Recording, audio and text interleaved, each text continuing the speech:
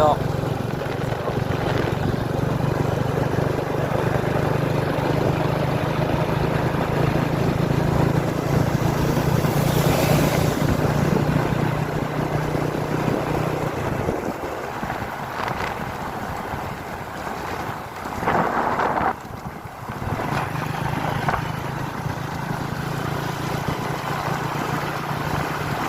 ไม่เป็นอย่างหลัง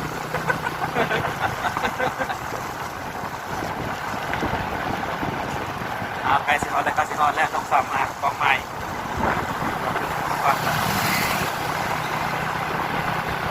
ไปได้แป๊บไปเด้อ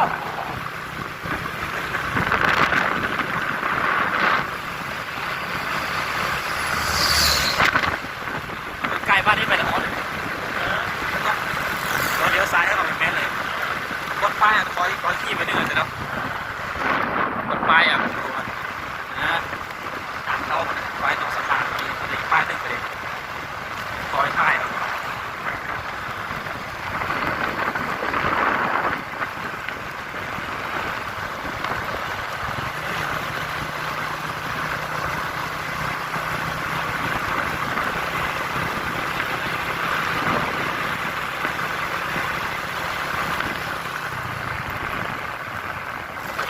ปลาขุดใส่แล้วปลาขุดใส่แล้วไกลแล้วไกลแล้ว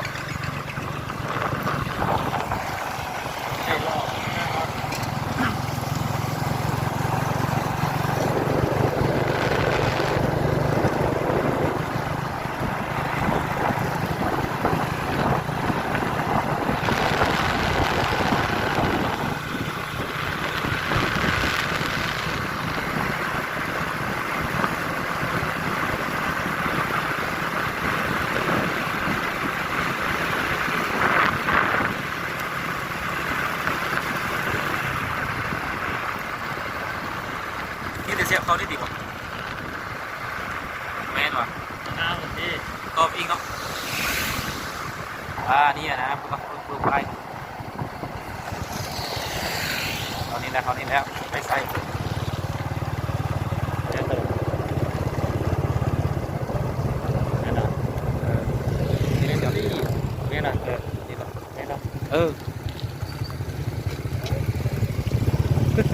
วินไปต้องเปลี่ยนไปไปนะมีไปนี่แหละพวกเขานี่แหละผมแล้วก็นี่เรามีไปเพราะว่าสุดท้ายเอามันมีไปหรือไม่อะไรนี่ได้ก็แก้อยู่นี่แหละเกี่ยวกับแก้วแต่ละบอลเจ๊งกันแต่ละบอลกำลังเข้าไปการมีอุปสรรคอะไรนี่นะฝนตกโอ้ตายอากาศตัวนี้มันยุ่งเข้าได้เลยฝนตกสะดวกสบายมาได้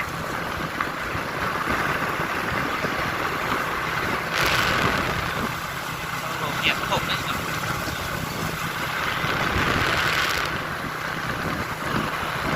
มันจะได้เสียงนี้มันจะยุ่งมัน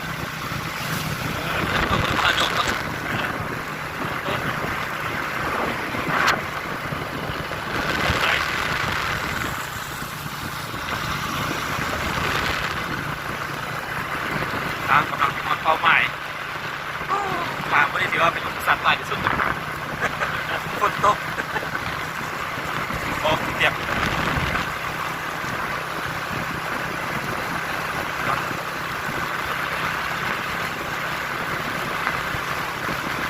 เดี๋ยวดิเพียงนี่เสียเนาะมึงไม่เคยมาดีกว่ามาเคยมานะมึงเนาะ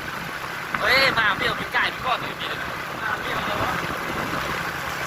กับลงทางเนาะผมจะไปต้อยก่อนเขาซอยมันกระไรลงทางเลยไอ้แป้งถึงชื่อได้ดีกว่าไอ้เด็ก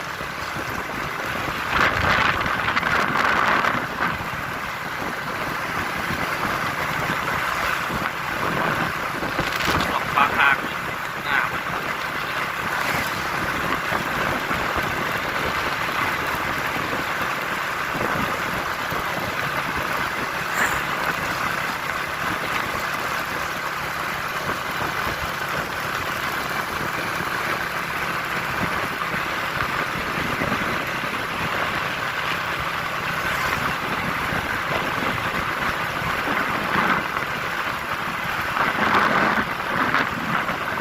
เขาดี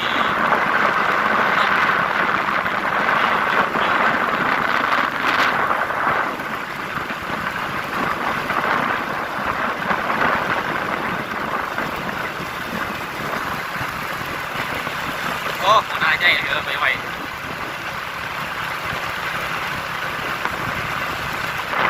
เนี่ยสอนบ้านคุณโอ้วันนี้กันแบบแยกที่มันเป็นโอ้แยกที่อะไรขึ้นเนี่ยอากาศขึ้นนี่เลย พวกกันมืดระบุพวกใครได้กว่าอากาศจะ นี่ครับขึ้น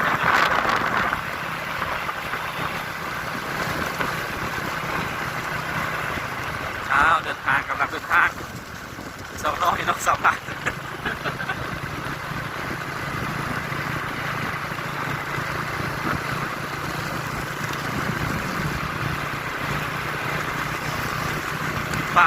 ป่าลุงต้อนลงใส่กับยาพ่วงฝนเสียเนาะ มันยาวนี่แล้วปวดหัวหัวกระโปง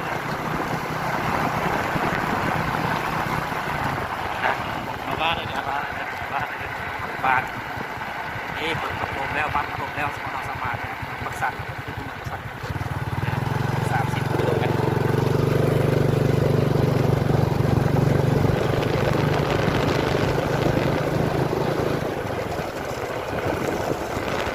โอ้ตัวหน้าใหญ่เลยไปไวเลยตัวหน้าหัวจักรจักรได้หมดเลยหัวจอด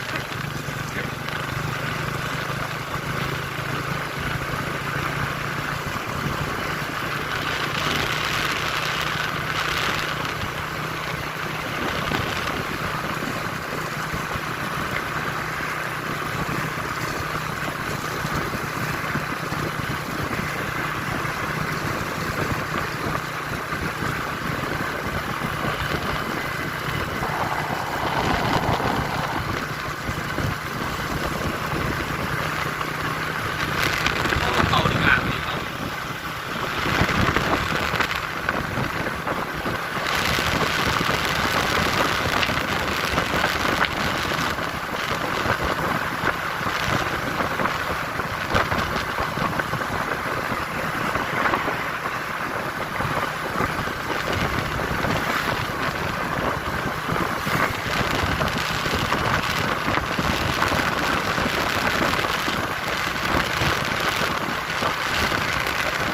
เที่ยงมันคือบ้านเราเลยเจ้าเนาะ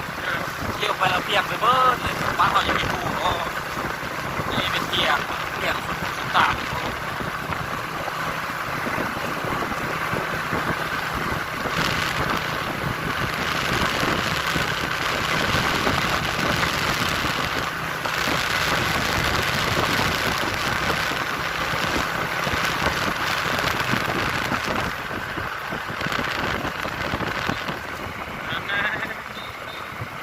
คนเนี่ย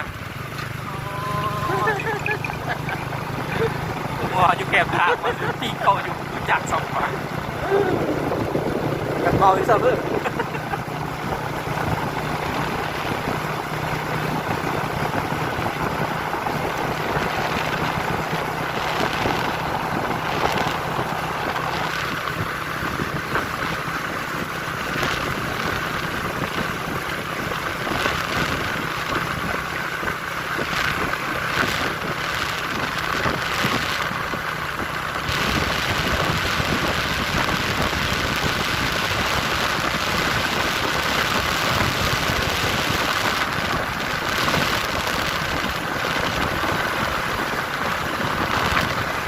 เด็ดเชียวสองเมียแถวนี้ก็มีดีหลายเลย อยู่พี่อ่ะพี่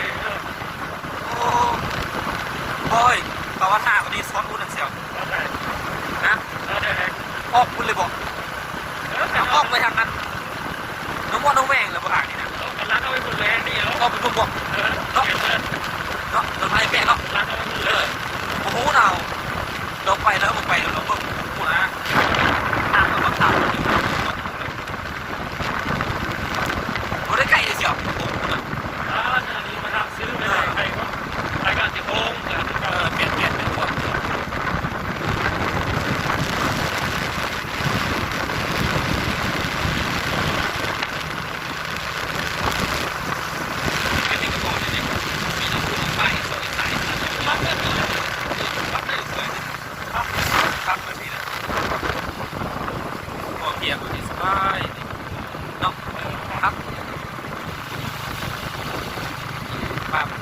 วยอันนี้ครับ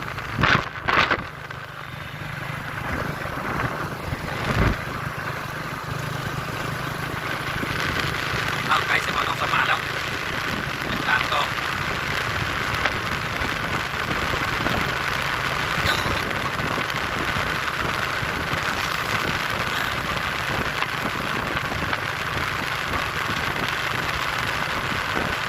ดูเกนี่จะเป็นภาษาที่อะไรหรอมีดอกมีดูมีดอกยองใหญ่ก็กินกินกินกิน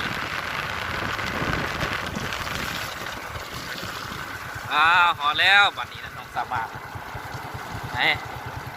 แหล่งท่องเที่ยวน้องสามารถโอเคเดี๋ยวสายเข้าไปเดี๋ยวสายเข้าไปไป เส้นทางมันเป็นอุปสรรคนะว่าเส้นทางสำนี้มันเป็นอุปสรรคสำหรับเขาไปได้ทุกที่โอ้ยกินแล้วนี่ก็กำลังมาเองครับ หมดแล้วนี่หม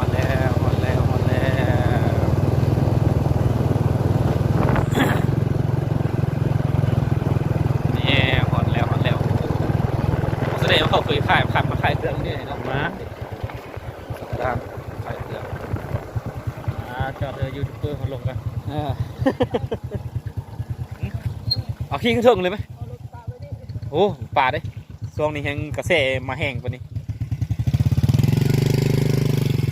ขี่ไปเลยมองแต่เด้อสถานที่น้องสามานโอ้ขับไปแล้วเป็นด้านเป็ดเลยเนาะเป็นด้านห้องด้านหินเลย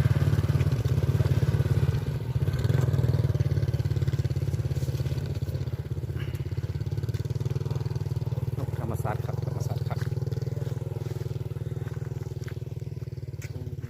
เป็นด่านเลย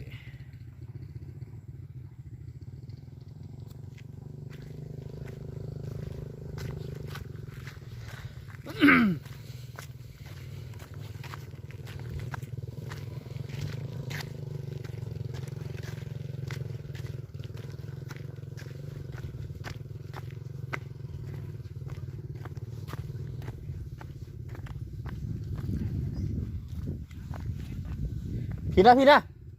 ไอ้แบงค์ขึ้นมาพี่เลยนะ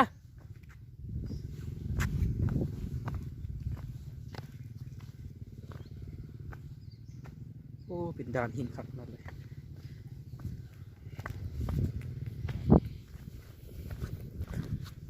เอาลัง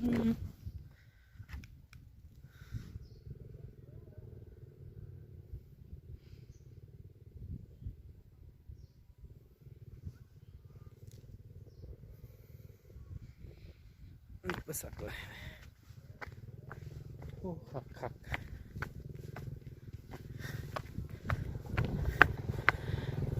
ขี่ขึ้นบุญเลยคื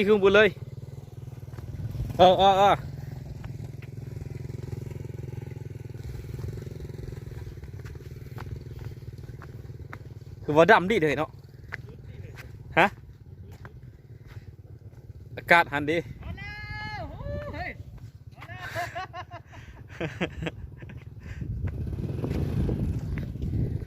ขี่ขึ้นไป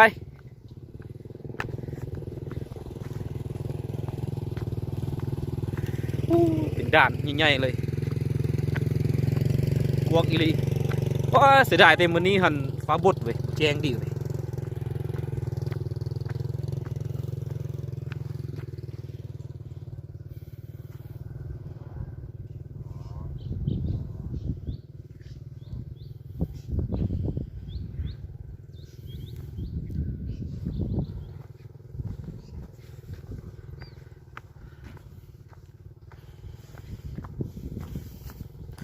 โอ้เป็นด่านบังกวางยาวๆไปเลยเนาะ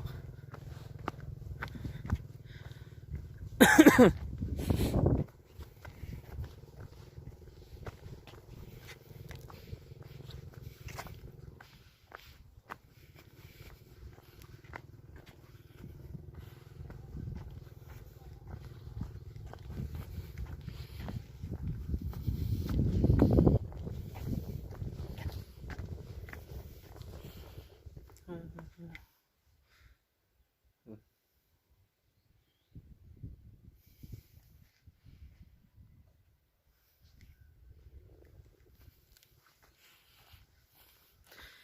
องสามานอันนี้เขาว่าน้องสามานเนาะโอ้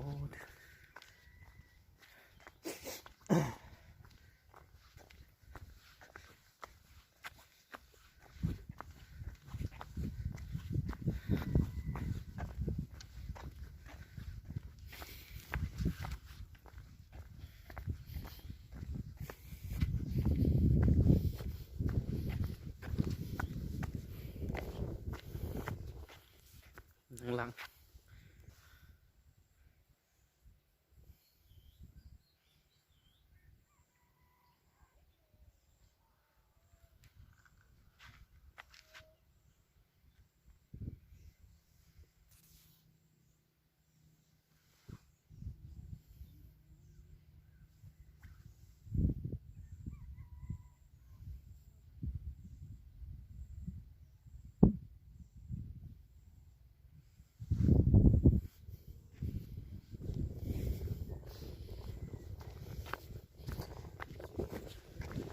โอ้ปลาไปใกล้เฮ้ย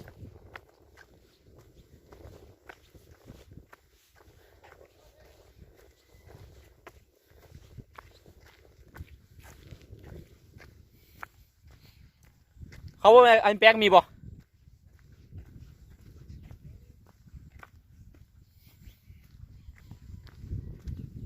อากาศดีเว้ย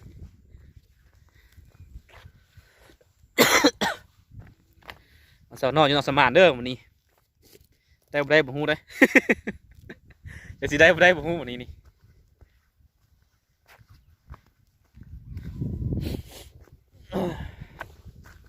โอ้บ่หาเพชรก็เอารถไปใกล้เถอะบาดนี่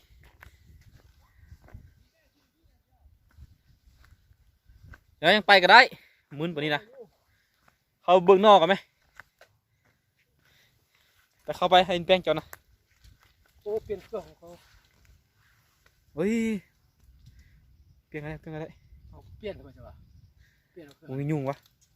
เอาไปยุ่งเปลี่ยนอะไรเข้าไปซ้อมมันก่อนเลยเกือบลงทางเลยไอ้เปียงเกือบใกล้กับประพิษที่บนเส้นทางนี้ โอ้แม่นเลยจะมาทางนี้แล้วมาหามาถ่ายแต่หุบพี่บ้าฮันมาโซกโดอยู่วะวันนี้ กำลังแยกมางานเขาหาอยู่หากินเขาเนาะซอกนอซอกนอนี่ก็อันแปลงเด้นอนนะ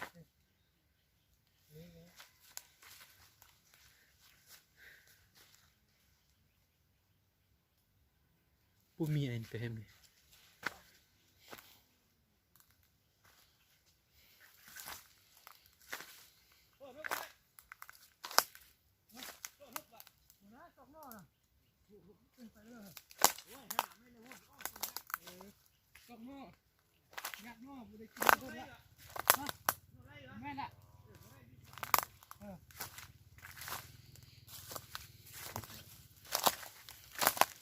นอนนะเจ้าเว้านี่ก็บ่เห็นเลยก็อันแปลงเอาแทนนี่เขามาพันบ่อันแปลงฮะ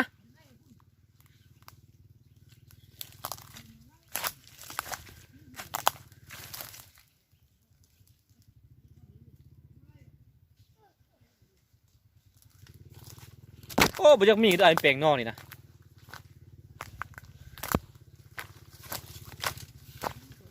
สิได้กินนออยู่ว่าเฮามื้อนี้อุตส่าห์ลงทุนมาเต็มปักสันสอกนออยู่นอกสมาน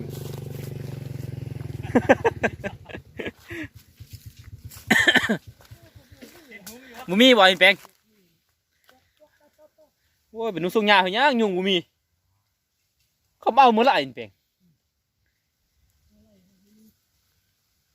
มีแต่นอกบ่ทันไรเดี๋ยวเฮ้ยเพชรอมิดมือไหมเจาะไหมนอระเบิดเนี่ยเอาอยู่บนรถกูนะมาเจาะดินอไรระเบิดอันนี้นะนี่อยู่แต่ว่าพอได้กินสิเจ้าทินเว้าหันแหล้วไอ้แป้งมีบ่ นอนเลยก็เอาหรอนะ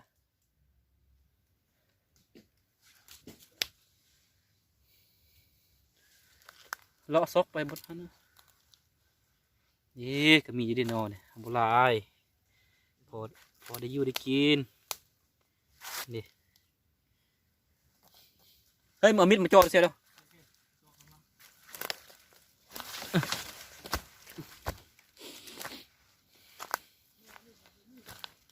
ฮะ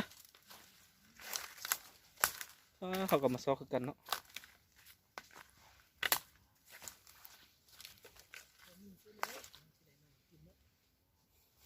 หูเลยได้อยู่2-3นอพอได้แกง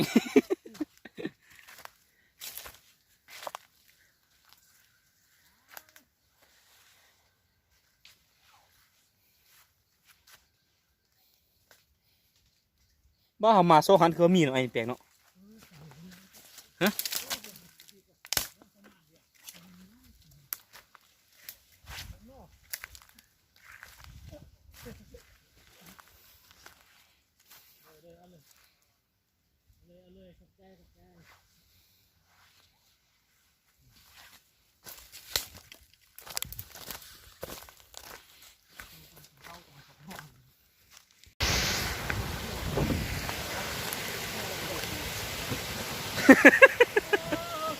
อันตรายเนาะมีเนาะ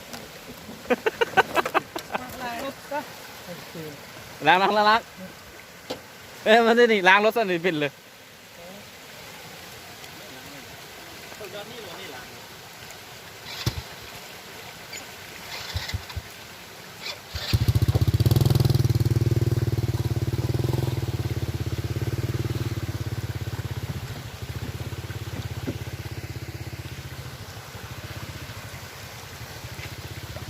ข้ามมาเซียว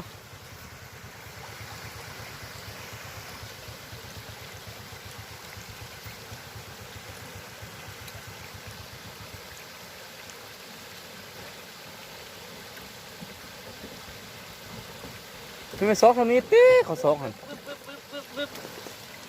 ทั้งพี่ได้กลัวนะเฮ้ยเลยกินล้มมานะลงไปเลือกไล่ ฟรีเลยไอ้แป้งตัวจักรแล้วก็เอาฟรีข้างล่างเลยไหมเอา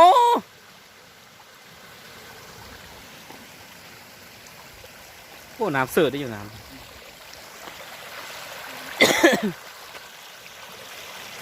ตะยาน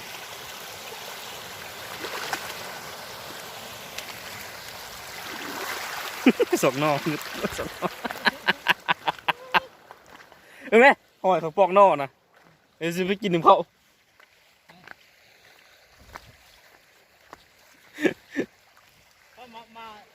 มาล้างรถฮอตพี่ เออ บ้านดิ มานั่งรถที่นอกสมานโอ้คักมาล้างรถที่นอกสมานเนาะสถานที่ท่องเที่ยวโด่งดัง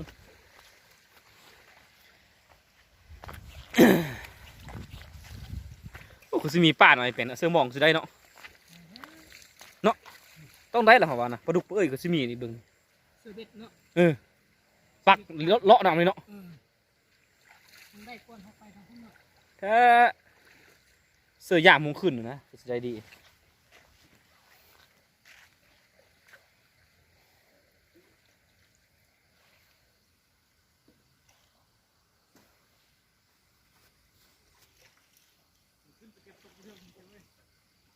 ฮะ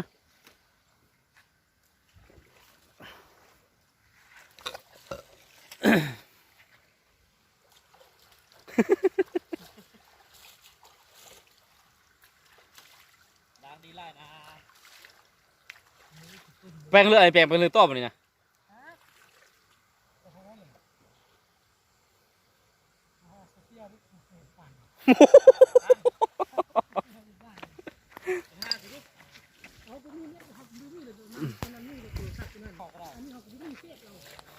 โอ้เขาเหียนเขาเนาะ โอ้มันหันตุกเลยที่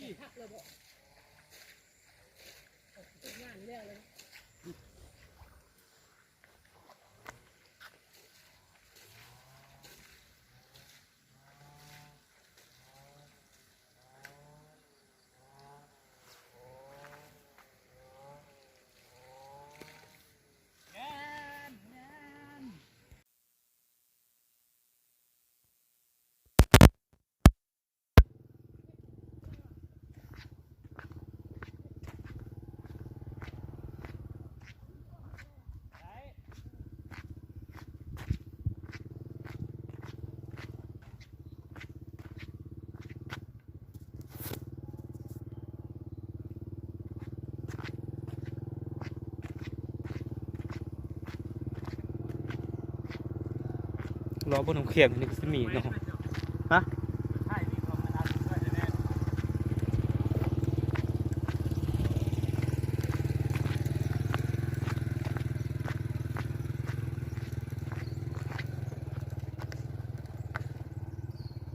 โอเคแล้วสำเนีย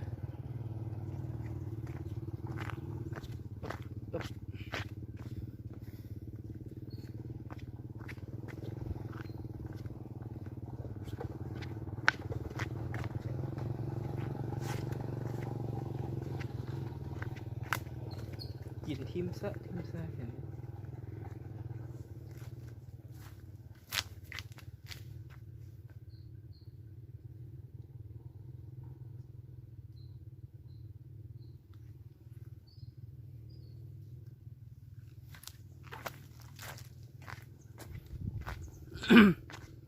ห็นไหมเลาะต่อต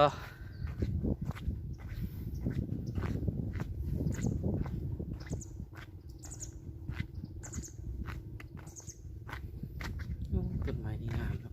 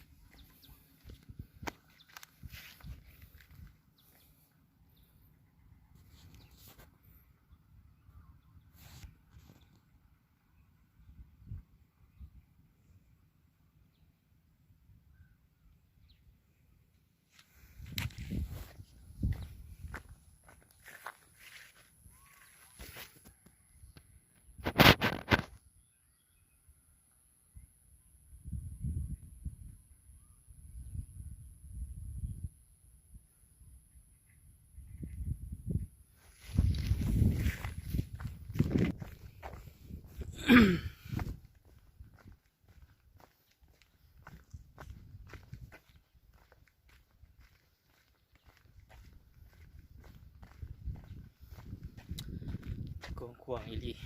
โอ้งามน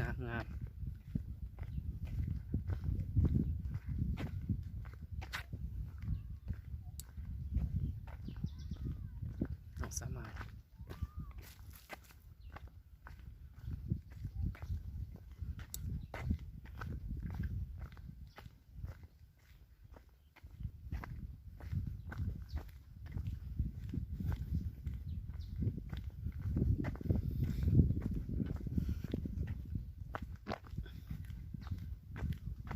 เอาเพชรไอ้แป้งดิได้อยู่ปะ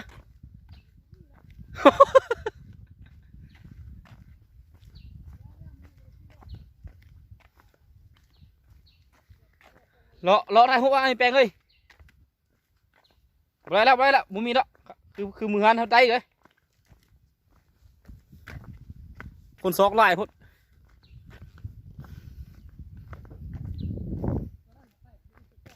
เออ